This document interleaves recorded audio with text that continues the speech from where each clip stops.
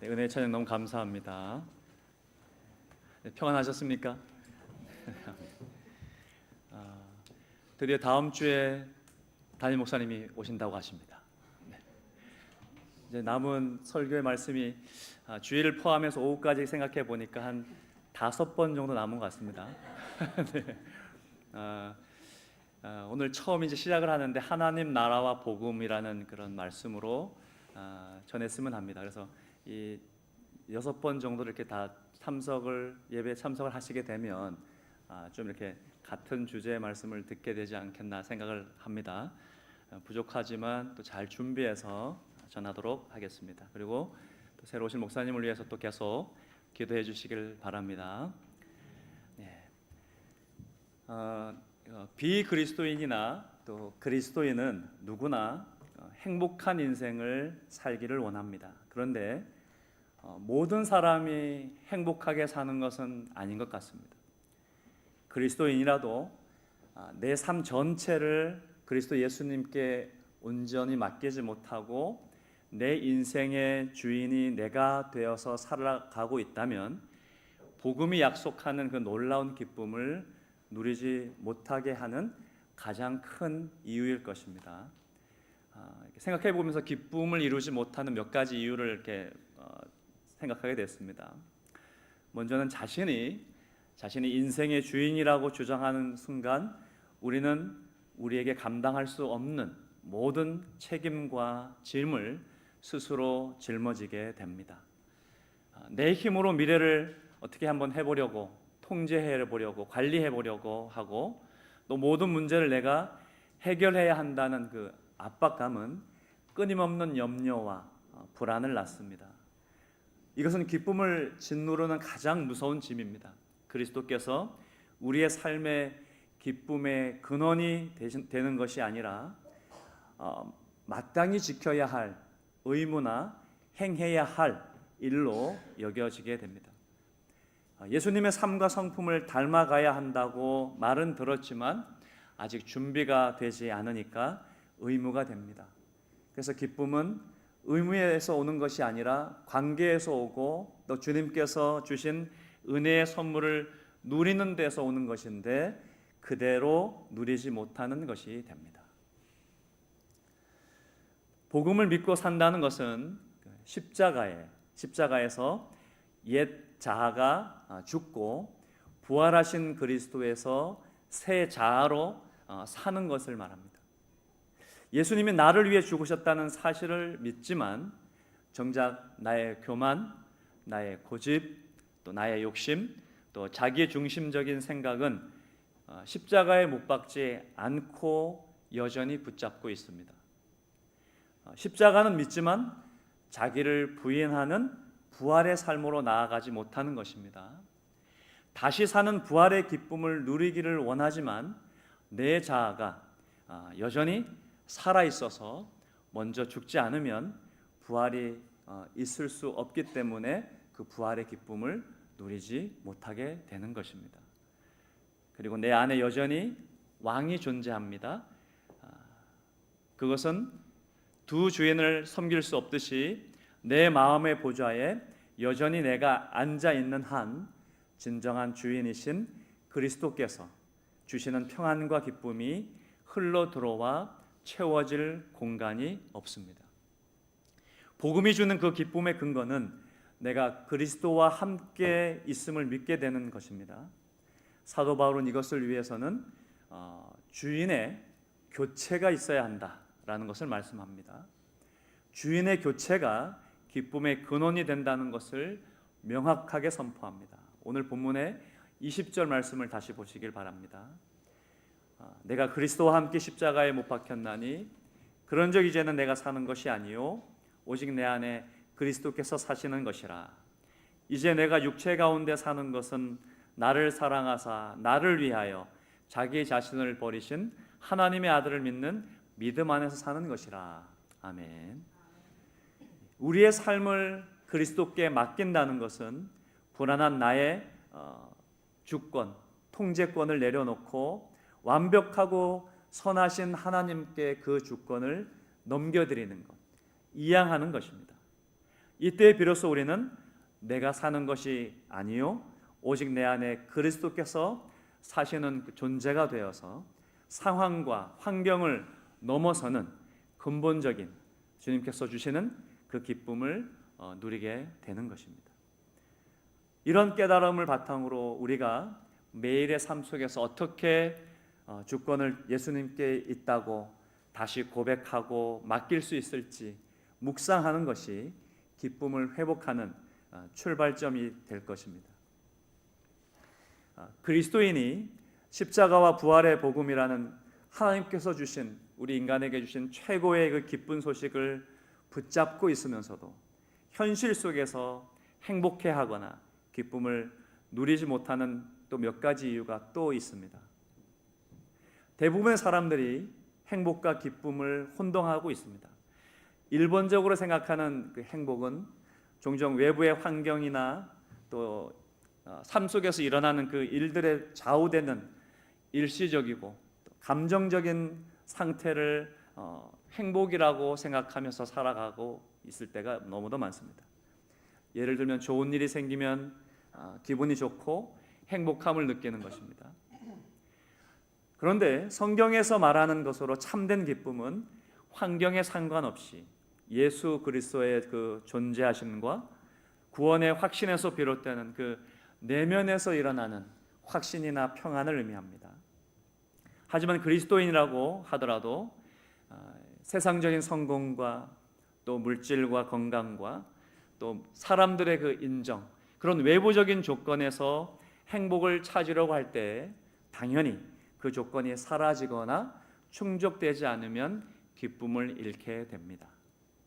복음의 능력을 지식이나 이론으로만 알면 복음의 참 기쁨을 알지 못합니다.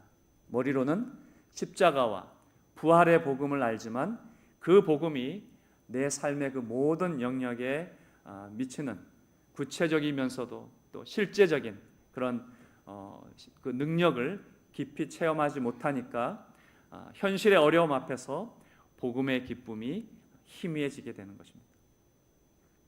하나님과의 관계에서 어떤 방해 요소가 있으면 기쁨을 또 누리지 못하는 경우가 있습니다. 그것은 바로 고백하지 않고 용서받지 않은 죄가 있을 때에 참 기쁨을 누리지 못하는 것입니다. 성경은 기쁨을 빼앗아 갈 수 있는 것은 다른 사람이 아닌 나 자신의 죄뿐이라고 말씀하기도 합니다. 하나님과의 관계를 가로막고 또 고백되지 않은 죄가 있을 때에 성령께서 주시는 우리 가운데 주시는 그 내적인 평안과 기쁨이 사라집니다. 참 회개와 죄 사함을 통한 하나님과의 화목이 회복되지 않으면 또 영혼의 평안과 행복이 또한 사라집니다. 그리고 하나님과의 그 친밀한 교제가 부족하면 기쁨을 누리지 못합니다. 지속적인 기도와 또 말씀 묵상과 또 예배를 통해서 하나님과 친밀한 교제를 유지하지 못하면 영적인 그런 힘이, 그런 활력이 떨어지고 구원의 감격이 희미해져서 기쁨을 또한 지속하기가 어렵게 됩니다. 신앙생활의 그 초심과 확신이 약해질 때에 또한 기쁨을 유지하기 어렵습니다. 성경이 말하는 참된 기쁨은 내가 하나님의 소유가 되었다, 하나님의 자녀가 되었다는 확신에서 나옵니다. 이 확신이 성경 말씀에 근거해야 하는데 환경이나 감정에 따라 흔들릴 때에 우리에게 있는 그 기쁨이 또한 잃어버리게 될 때도 있습니다.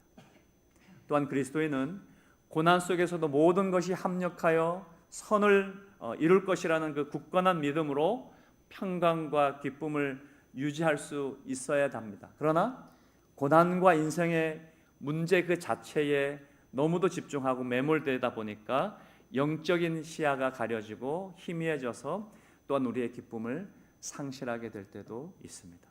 그래서 성경은 그리스도의 기쁨은 상황과 환경을 초월한다고 말씀합니다. 특별히 주님의 명령과 연결된 기쁨을 강조하는 말씀이 요한복음 15장 말씀에 나타나는데, 이것을 너희에게 이루는 것은 내 기쁨이 너희 안에 있어 너희 기쁨을 충만하게 하려 함이라라고 말씀하셨습니다.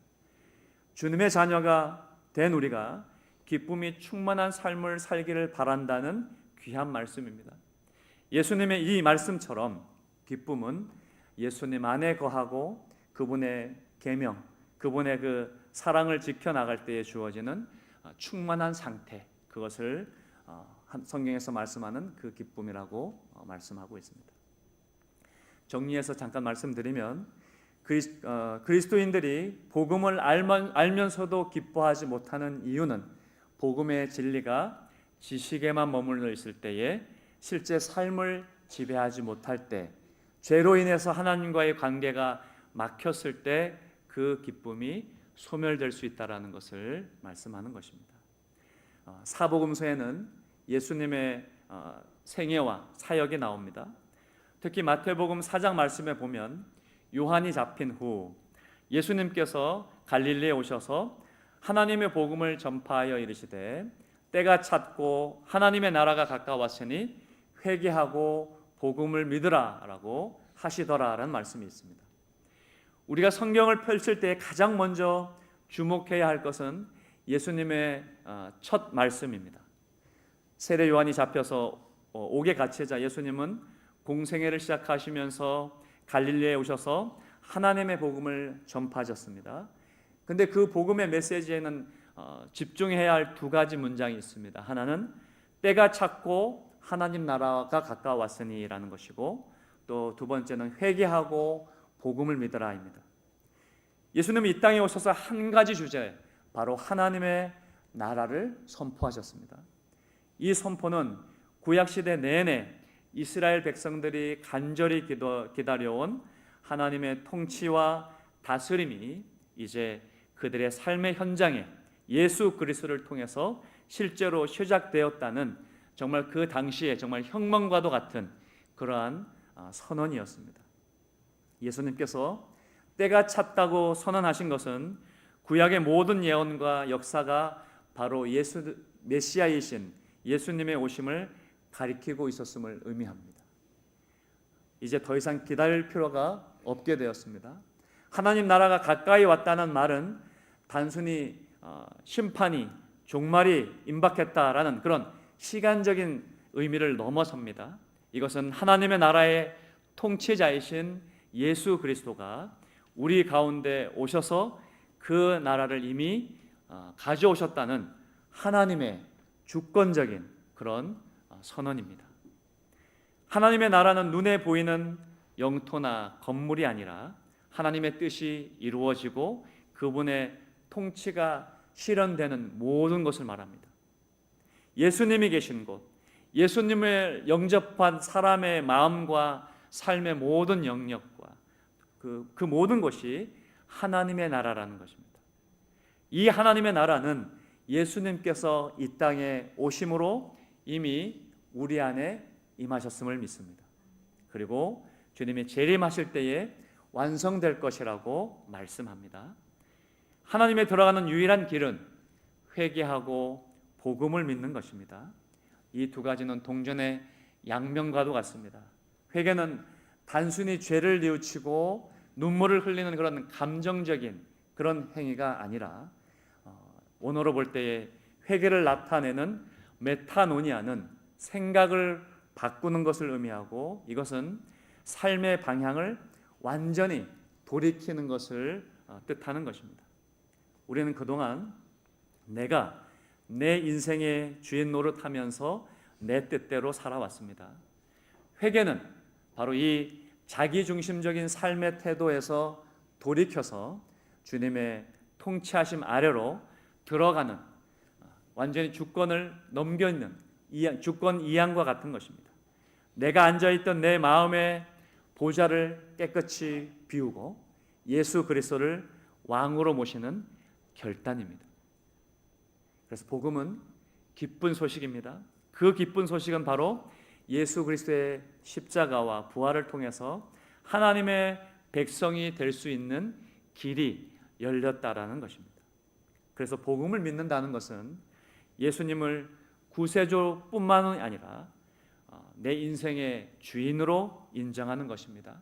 그분이 나의 주인이 되시고 그분의 말씀이 내 삶의 법이 되는 것을 받아들이는 것이 복음을 믿는 것입니다.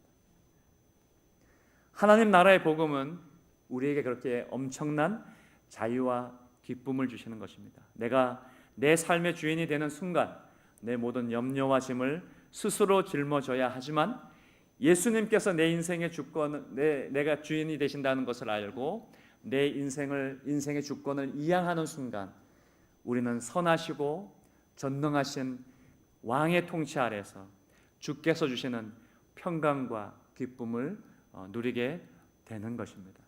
그래서 하나님의 나라는 멀지 않습니다. 오늘 우리가 회개라는 결단을 통해서 예수 그리스도를 왕으로 모실 때에 그분의 통치는 이미 여기 우리 삶 속에 능력으로 임하게 되는 것입니다. 사랑하는 성도 여러분, 때가 찼습니다. 오늘 여러분 자신의 마음 보좌에서 스스로 내려오실 수 있기를 바랍니다. 그리고 회개하고 복음을 믿음으로 영원하신 하나님 나라의 복된 삶을 누리시기를 주님의 이름으로 축복합니다. 앞에서 말씀드렸듯이 예수님의 생애 동안 전하신 말씀의 가장 중요하고 핵심적인 그런 메시지는 바로 하나님의 나라였다고 말씀드렸습니다. 예수님의 공생의 사역의 시작부터 마지막까지 그분의 모든 가르침과 또 모든 설교와 또 기적 그리고 비유는 하나님의 나라라는 단 하나의 주제로 계속해서 말씀하셨습니다. 하나님의 나라는 마가복음과 누가복음과 요한복음에서 주로 사용합니다. 이것은 하나님의 통치와 주권이 실현되는 영역과 상태를 의미하는데 장소의 개념보다는 통치 자체를 의미합니다. 천국이라는 용어는 마태복음에서 주로 사용됩니다. 당시 유대인들은 하나님의 이름을 함부로 입에 올리는 것을 피했기 때문에 하나님 대신 하늘이라는 표현을 사용했다고 말씀합니다. 하지만 예수님의 말씀에서 하나님 나라와 천국은 같은 의미라고 보시면 되겠습니다. 예수님은 유대적인 관습에 따라서 마태복음에서는 주로 천국이라는 용어를, 다른 복음서에서는 하나님의 나라를 사용했지만 모두 하나님의 통치와 주권이라는 그런 영역을 뜻하는 것입니다. 다시 말씀드리지만 하나님의 나라는 예수 그리스도를 통해 이 땅에 이미 임했습니다. 그리고 하나님의 나라는 너희 안에 있느니라고 말씀하셨습니다. 동시에 또 예수님의 재림으로 완성될 또 미래의 영역이기도 합니다. 세례를 받으시고 십자가에 못 박혀 죽으시기 전까지 전한 말씀이 하나님의 나라였고, 사도행전 1장에서 예수님께서 부활하신 후 승천하시기 전까지 제자들에게 하신 말씀도 하나님의 나라였습니다. 사도행전 1장 3절 보면 그가 고난받으신 후에 또한 많은 증거로 친히 살아계심을 나타내사 40일 동안 그들에게 보이시며 하나님의 일을 말씀하시니라 라고 말씀합니다. 이 구절은 예수님께서 십자가의 고난과 부활 이후에 40일이라는 이 중요한 기간에 제자들에게 집중적으로 가르치신 주제가 하나님의 나라의 일이었음을 명확하게 보여줍니다. 그러기에 예수님의 그 지상 사역의 처음부터 마지막까지 그리고 부활 후에도 그분의 핵심 메시지가 변함없이 하나님의 나라와 나라의 통치와 실현이 될 것을 확증해 주는 그런 성경의 말씀입니다. 하나님 나라에 들어가기 위해서는 그러기에 회개, 정말 삶의 방향을 전환하는 것, 그리고 복음, 예수 그리스도를 믿는 것이 필수적입니다. 그것은 자기의 주권을 포기하고 예수님을 삶의 주인으로 모시는 것을 의미한다고 다시 말씀드립니다. 예수님은 산상수훈, 씨 뿌리는 자의 비유, 겨자씨의 비유를 통해서 하나님의 나라의 가치가 무엇인지 세상과 어떻게 다른지를 가르치셨습니다. 이 나라에서는 섬기는 자가 큰 자이고 가난한 자와 애통하는 자가 복이 있다고 선포하셨습니다.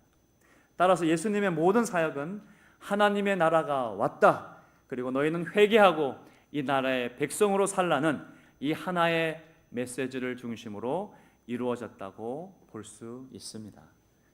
사랑하는 성도 여러분, 오늘 우리는 복음이라는 하나님께서 주신 가장 최고의 기쁜 소식을 붙잡고 살아가면서도 왜 우리가 우리의 삶에 진정한 기쁨과 평강이 충만하지 못했는지를 그 이유를 살펴보았습니다. 그 이유는 바로 우리가 여전히 우리의 삶의 주인 자리를 내려놓지 않고 스스로 내 인생의 짐을 짊어지려고 했기 때문입니다. 우리가 우리의 통제권을 내려놓고 주님께 주권을 이양하는 그 순간 우리는 비로소 진정한 복음의 자유를 경험하게 될 것입니다. 이제는 내가 사는 것이 아니요 오직 내 안에 그리스도께서 사는 것이라는 이 고백을 드릴 때에 더 이상 나의 능력으로 짊어질 수 없는 세상의 모든 짐, 염려와 불안과 의무의 짐은 완전하고 전능하신 왕이신 예수 그리스도의 그 어깨 위로 옮겨지게 될 것입니다. 우리는 환경을 뛰어넘는 근본적인 평안과 기쁨을 누리게 될 것입니다. 주님께서 말씀하십니다. 수고하고 무거운 짐진 자들아 다 내게로 오라 내가 너희를 쉬게 하리라 하십니다. 사랑하는 성도 여러분, 때가 찼습니다. 오늘 이 시간 여러분의 삶의 그 인생의 보좌에서 스스로 내려와 보시고 여러분의 고집과 염려를 십자가에 못 박으시고 기쁨의 근원이신 예수 그리스도를 여러분의 삶과 또 영원한 왕으로 모셔드릴 수 있기를 바랍니다. 그리고 회개하고 복음을 믿음으로 그분이 통치하시는 하나님 나라의 그 복된 삶, 참된 기쁨이 충만한 삶을 지금 이 자리에서부터 지금 이 시간부터 누리시기를 주님의 이름으로 간절히 축복합니다. 기도드리겠습니다.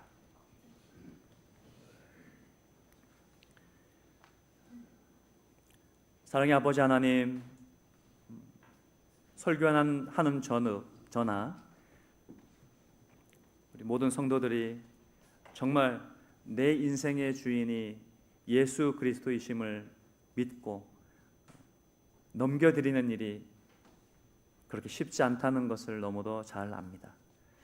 아버지 하나님, 말로만이 아니라 정말 실제 삶 속에서 우리 인생의 왕이 되시고 주인 되시는 그 주님이 우리가 정말 주 안에서 기쁨을 누리기를 원하신다는 그 사실을 믿고 우리가 정말 주님께서 내 인생의 주인이심을 인정하며 살아갈 수 있도록 인도하여 주시옵소서.